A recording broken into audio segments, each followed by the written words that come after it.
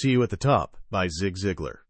Picture this, an elderly Native American man in Oklahoma who'd spent his entire life scraping by in poverty. Then one day, boom, oil gushes up from his land, and suddenly he's swimming in money. What's the first thing he does? He marches down to the dealership and buys himself the most gorgeous Cadillac touring car you've ever seen. But here's where it gets interesting. Back in those days, these beauties came with 2 spare tires mounted on the back. Not fancy enough for our friend. He wants the longest car in the entire territory, so he orders 4 more tires bolted on. Then comes the outfit: a towering Abraham Lincoln top hat, an elegant suit with tails flowing behind him, and a fat cigar planted firmly in his grin. Every single day he'd cruise into the dusty little town nearby, waving like royalty. He'd twist left, twist right, greeting folks on both sides of the street. Sometimes he'd spin completely around in his seat to holler at people behind him. And here's the kicker: he never crashed. Not once. Never hit another car, never clipped a pedestrian, never so much as scratched a building. Want to know his secret? Right out front of that magnificent Cadillac, pulling the whole thing along, were 2 horses. The mechanics in town would scratch their heads. Nothing was wrong with the engine. It had over 100 horses of raw power just sitting there, waiting to roar to life. But the old man never figured out the secret. He never learned to slip that key into the ignition and turn it. Day after day he relied on 2 horses on the outside, completely oblivious to the 100 horses purring away on the inside.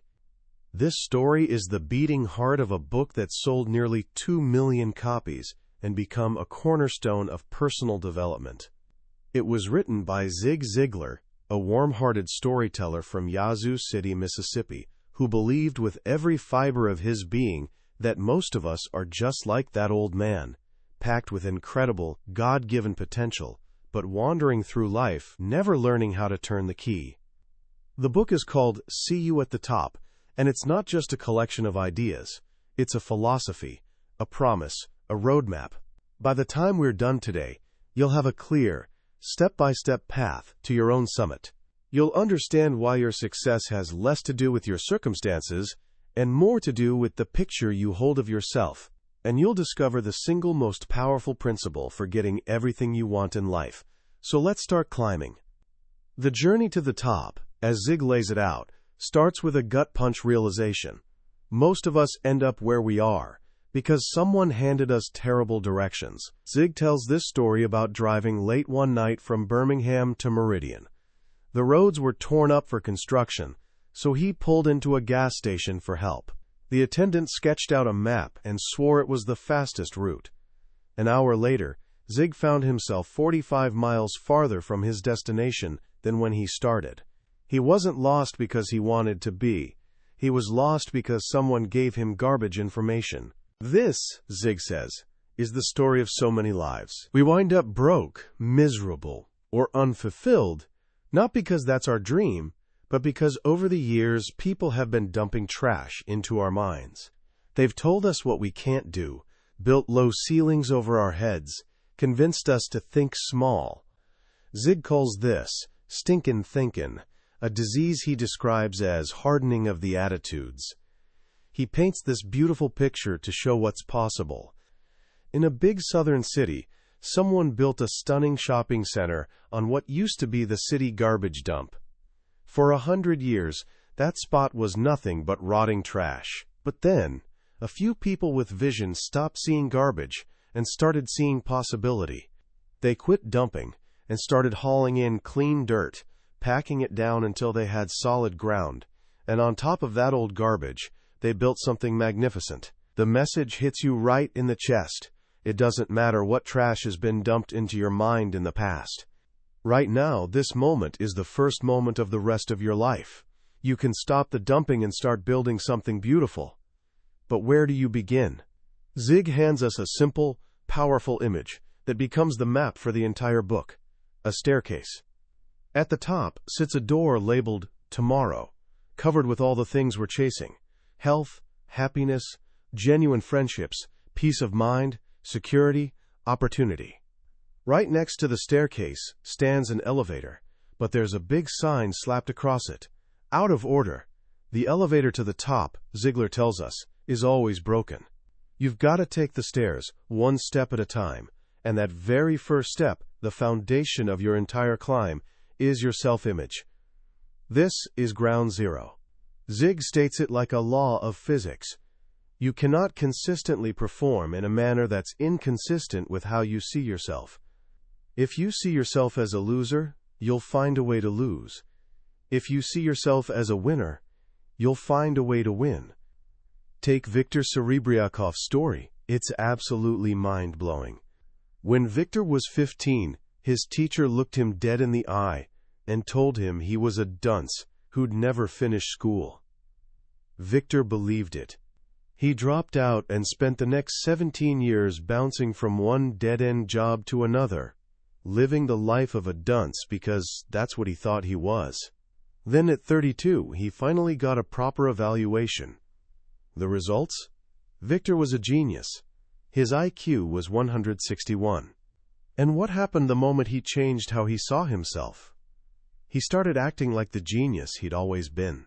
He wrote books, secured patents, became a successful businessman, and eventually chaired the International Mensa Society, where you need an IQ of 140 just to get your foot in the door.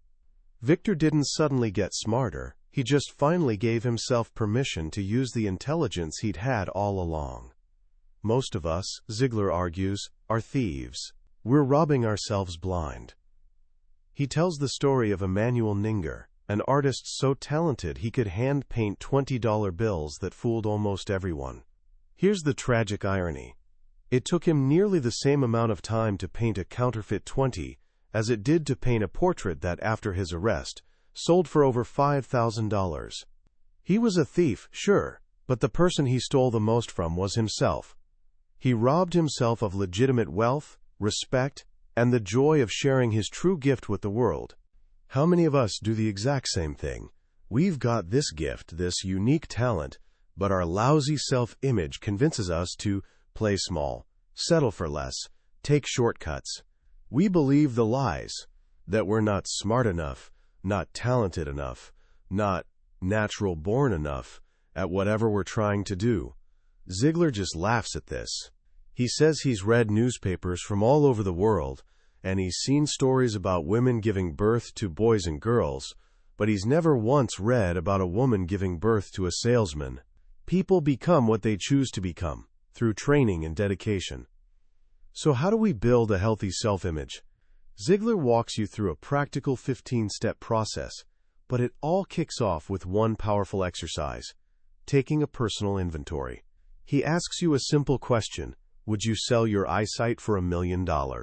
What about your ability to walk? Of course not. Right there, in just those two things, you're already a multimillionaire. But it goes deeper. He wants you to realize your uniqueness. Out of all the billions of people who've ever walked this earth, there's never been, and never will be, another you. You're a Rembrandt original. The same God who created the geniuses of history created you, and that makes you priceless. Science backs this up. The computer between your ears has more storage capacity than the entire Library of Congress. You're a walking miracle. Once you start accepting your own worth, you can take practical steps. Zig tells you to dress up and look your best, because when you look better, you feel better, and you perform better. Read stories of people who crushed obstacles: Lincoln, Henry Ford, Booker T. Washington. Listen to speakers who build people up instead of tearing them down. And build your confidence with small wins. He uses the example of a high jumper. They don't start with the bar at its highest setting. They start low, clearing it easily, building confidence. Then they raise it bit by bit. Each success fuels the next. This is what he calls accomplishment feedback. But here's one of the most powerful ways to build your self-image: build up someone else. Ziglar tells you to join the Smile and Compliment Club. It's physically impossible to make someone else feel better without feeling better yourself. And even more powerful? Do something for someone who can't possibly do anything for you in return. Visit someone in the hospital. Volunteer. Be a big brother or sister. When you give with no expectation of return, you get a feeling of self-worth that money can't buy. You prove to yourself that you're somebody who makes a difference. With a healthy self-image as our foundation, we're ready for step 2, your relationship with others. This step rests on one of the most famous lines Zig Ziglar ever uttered. You can have everything in life you want, if you will just help enough other people get what they want. This isn't some fluffy sentiment. Ziglar presents it as a fundamental law of success. The way you see other people is the way you'll treat them, and the way you treat them is often the way they'll become. He proves this with a fascinating experiment from Harvard. Dr. Robert Rosenthal took 3 groups of average lab rats from the same litter. He told the first group of students, "Lucky you. You've got genius rats. They've been bred for intelligence and will solve the maze in no time." He told the second group their rats were average, nothing special. And he told the third group, "These rats are idiots. If they find the end of the maze, it'll be pure luck." For 6 weeks, the students worked with their rats. The results? The genius rats performed like geniuses. The average rats performed averagely. And the idiot rats were hopelessly lost. Here's the kicker. There were no genius or idiot rats. They were all identical. The only difference was the attitude of the students. The ones who believed they had smart rats handled them with more care, more encouragement, more attention. They treated them like winners, and the rats responded. They then took this experiment to a grade school. One teacher was told she had a class of genius kids. Another was told hers were average. By year's end, the genius students were performing a full grade level ahead. But again, there were no genius kids. They were all average. The only difference was the teacher's expectation. She saw them as geniuses, treated them like geniuses, and they rose to meet her belief. This is why Ziglar says we must become good finders. We've got to actively hunt for the good in every person and every situation. He tells a story about visiting a business with a man named Walter Haley. As they walked through the office, Walter stopped at the switchboard operator and said, "I want to tell you what a beautiful job you're doing. You make people feel delighted that they called." The woman absolutely beamed. He then walked to a department manager and said, "Since you took over, we haven't had a single complaint. That's a tribute to you." He praised his secretary, telling her his wife thought she hung the moon. In less than 3 minutes, Walter Haley gave each person something to live up to. He left them better than he found them, and in doing so, he guaranteed they'd work more effectively for his company. Ziglar makes this deeply personal with a story about his own family. He had 3 daughters, and like many people, he and his wife had heard that the middle child is always the problem child, different, difficult, always demanding attention. So they expected their middle daughter, Cindy, to be different. And because they expected it, they treated her differently. Zig admits he'd often complain, "Why does Cindy whine so much? Why can't she be happy like her sisters?" And Cindy, wanting to cooperate with her parents' expectations, became exactly that, a whiny, unhappy child. Then they learned about good finding. They made a deliberate change. Whenever visitors came over, they'd introduce her specially.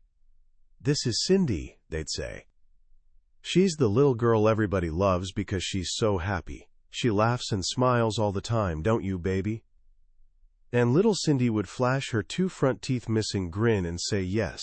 They planted a new seed, gave her a new reputation to live up to. A month later, when a visitor arrived, Zig started his usual introduction.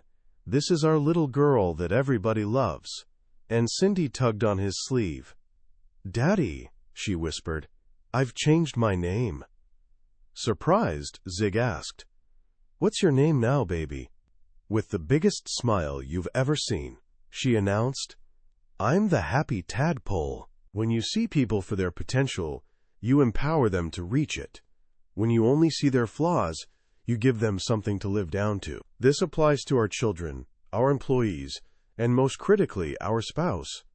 A marriage," Ziglar insists, "is the foundation for a successful life. And It can only thrive when you treat your partner not as you see them in their worst moments, but as the person you know they can become. With a solid self-image and a commitment to helping others, you're ready for step 3, goals. How can you hit a target you don't even have? That's the central question here. Ziglar tells the story of Howard Hill, arguably the greatest archer who ever lived. He could hit a bullseye and then split that first arrow with his second shot. But Ziglar says he could teach anyone to shoot more accurately than Howard Hill on his best day, with one tiny condition. First, he'd blindfold Howard and spin him around a few times. The point lands perfectly. You can't hit a target you can't see. And in life, most people are wandering around without any targets at all. This is why, Ziglar says, if you follow 100 young people until they're 65, only 5 will be financially secure.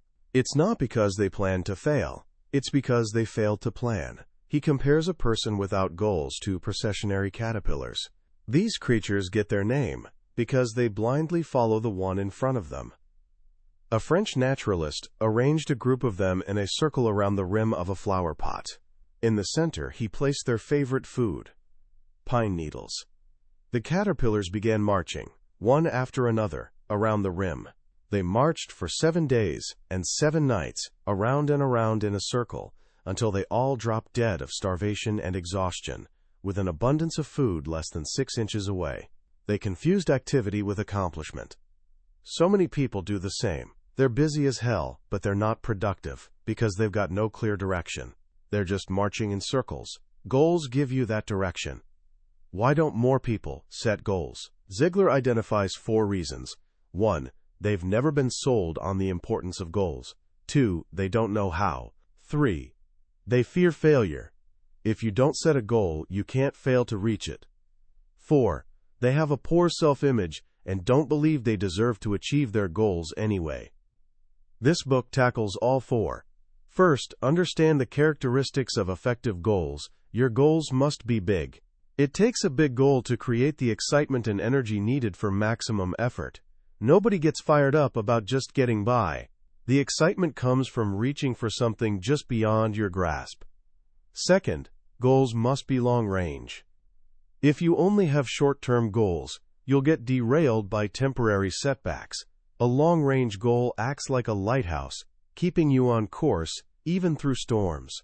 You don't have to see the entire path. As Ziglar says, you go as far as you can see, and when you get there, you'll always be able to see farther. Third, goals must be broken down into daily objectives. A long-range goal without a daily plan is just a daydream. The journey of 1,000 miles begins with a single step, and daily goals are those steps. They're the bricks you lay every day to build your cathedral. Fourth, goals must be specific. More money isn't a goal. A nice house isn't a goal. A goal is a 4-bedroom brick home with a 2-car garage in a specific neighborhood, costing a specific amount. You've got to be a meaningful specific, not a wandering generality. A magnifying glass can only start a fire if you hold it still and focus the sun's rays on one specific point. Your energy works the same way. It must be focused. To illustrate this, Zig tells the story of his younger brother, Judge Ziglar, who sold cookware. For years, his sales hovered around $34,000 annually. One day, Zig challenged him. How'd you like to become immortal in the cookware business? Just break the all-time company record. At first, Judge was skeptical. The record seemed impossibly high. But Zig helped him break it down. Judge started keeping meticulous records. How many calls to get an appointment? How many appointments to make a sale? He knew his numbers cold. The company record was $104,000 in a year. Seemed huge. But broken down, it was about $350 in sales per working day. That seemed doable. Judge made the decision. It wasn't an if decision. He didn't say, I'll break the record if I don't get sick or if my car doesn't break down. In fact, during that year, he wrecked his car, there was illness in the family, and he even buried 2 loved ones. But his decision was ironclad. I'm going to break that record, period. And he did. That year, selling the same product in the same area, he sold over $104,000 worth of cookware, more than tripling his best previous year. He did it by setting a big, specific, long-range goal, then breaking it down into daily, actionable steps. This leads to step 4, attitude. This, Ziglar says, is the real game changer. Your attitude, not your aptitude, will determine your altitude. He tells a story of speaking in Flint, Michigan. During a massive General Motors strike, the whole city was shut down. The man sitting next to him at lunch complained for 10 solid minutes about how terrible business was. "Nobody's buying anything," he moaned. "I haven't sold a house in so long, I don't think I'd know how to fill out the contract." Zig then turned to the lady on his other side and asked how she was doing. "Fantastic," she beamed. "You know, General Motors is on strike, so for the first time in months, these people have plenty of time to shop for the home of their dreams. They know the strike will end, and they know they can buy a home cheaper now than they ever will again. Business is booming." One person was going broke because of the strike, another was getting rich because of it. The external circumstances were identical. The only difference was their attitude. Your business, Ziglar says, is never good or bad out there. It's either good or bad between your ears. This is the power of a positive life attitude. But how do you get it? And more importantly, how do you keep it when life throws curveballs? Zig offers a powerful 4-step formula to ensure your attitude. Step 1 is to reverse how you get out of bed.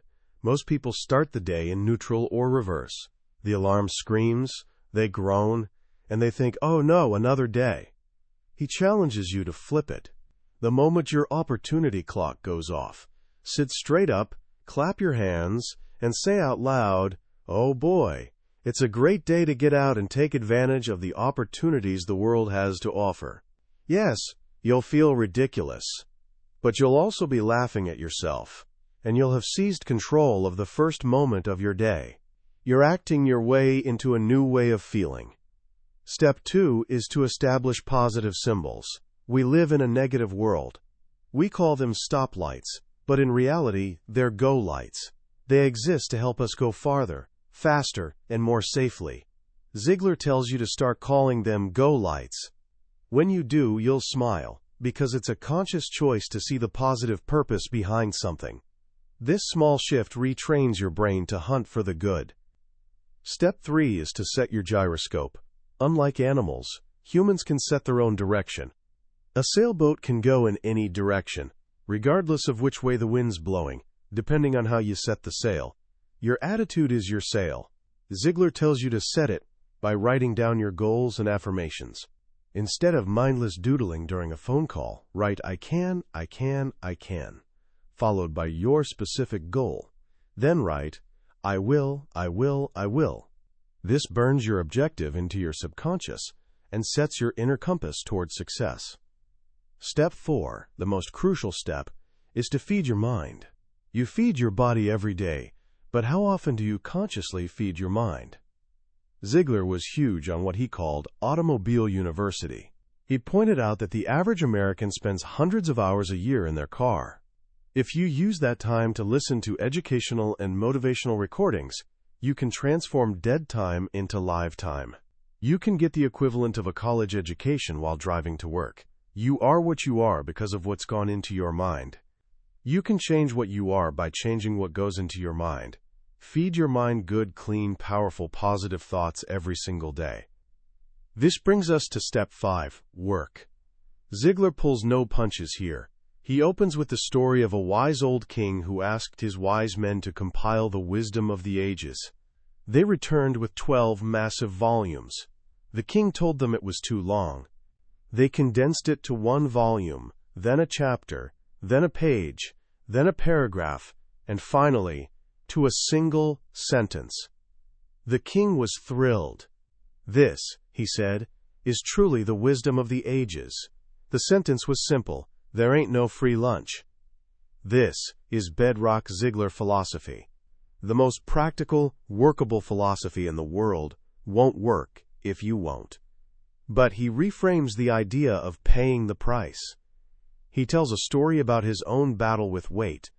At 202 pounds with a 41-inch waist, he felt like a hypocrite writing a book about success.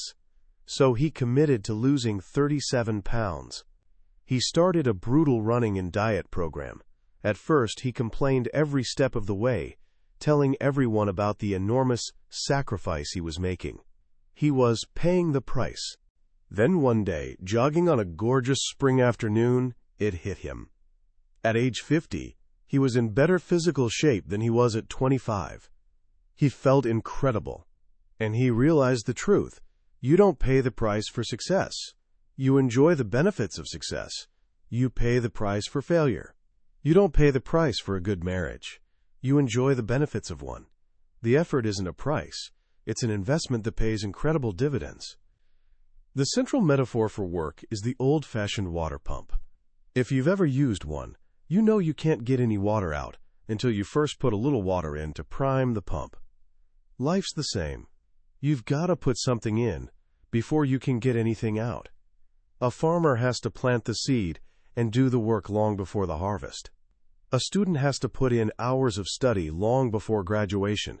You can't stand in front of the stove of life and say, "Give me some heat, and then I'll put in the wood." You've got to put the wood in first. And once you start pumping, you've got to keep at it. Bernard Haygood, a friend of Zig's, was pumping away on a scorching day and getting tired. He was about to quit, saying, "I don't believe there's any water in this well." But his friend Jimmy grabbed the handle and said, "Don't stop now. If you do, the water will go all the way back down and you'll have to start all over again." This is the story of so many people. They quit just before the water starts flowing. They stop one stroke away from success. You never know if it's 2 more pumps or 200 more, but if you pump long enough, hard enough, and enthusiastically enough, the reward will come. And once the water starts flowing, it only takes a little steady pressure to get more water than you can use. This brings us to the 6th and final step, the one that ties everything together: desire. Desire, Ziglar says, is the equalizer. It's what lets a person with average ability compete with and even surpass someone with immense talent. It's that one extra degree of difference that turns hot water at 211 degrees into steam at 212 degrees. That 1 degree is the difference between a nice cup of coffee and the power to move a locomotive. When he thinks of desire, he thinks of Pete Gray. In 1945, Pete achieved his lifelong dream of playing Major League Baseball. He only played 1 season, wasn't a star, never hit a home run. But Ziglar insists he belongs in the Hall of Fame because Pete Gray made it to the major leagues with only 1 arm. He didn't focus on what he lacked. He focused with incredible desire on what he had. Success, Ziglar says, isn't determined by the hand you're dealt, but by how you play that hand. Desire creates what he calls intelligent ignorance. This is the gift of not knowing what you can't do, so you go ahead and do it anyway. He points out that according to the laws of aerodynamics, the bumblebee cannot fly. Its body's too heavy, and its wings are too light. But the bumblebee doesn't read scientific journals. It just flies. Henry Ford had intelligent ignorance. When he told his highly educated engineers to build him a V8 engine, they patiently explained why it was an engineering impossibility. Ford wasn't listening. "Gentlemen," he said, "I must have a V8 engine. Now go do it." They came back again, reporting it was impossible. With fire in his eyes, Ford commanded, "You don't understand. You are going to build it for me." And guess what? They built it. They did it because one man with overwhelming desire was ignorant of the word impossible. This is the attitude that takes life's lemons and makes lemonade. A broken arm while cranking his car was the lemon that led Charles Kettering to invent the self-starter. Being stranded in freezing temperatures without a way to shave was the lemon that led Jacob Schick to invent the electric razor. To bring all 6 steps together, Ziglar tells the story that became the heart and soul of his message. It's about his friend, Bernie Lofchick, and his son, David. When David was born, his parents soon realized something was terribly wrong. A specialist delivered devastating news. This little boy is spastic. He has cerebral palsy. He'll never be able to walk, talk, or count to 10. He advised them to institutionalize David. But Bernie Lofchick, with fire blazing in his eyes, refused to accept that verdict. He said, "I'm not a buyer, I'm a seller, and I couldn't see my son as a vegetable. I saw him as a strong, healthy boy who was going to live a full life." That was his self-image for his son. With an unshakable belief and attitude, they built a gym in their basement and began the battle. For years it was daily warfare with painful exercises. There were small victories, like the day 6-year-old David, his little body drenched in sweat, completed his very first push-up. It was a victory for the whole family. Doctors had said he had no motor connections to the right side of his body and would never have a sense of balance. But fueled by his family's love and his own incredible will and desire, David went on to learn to ride a bicycle, to ice skate and play hockey, to swim, and to play golf.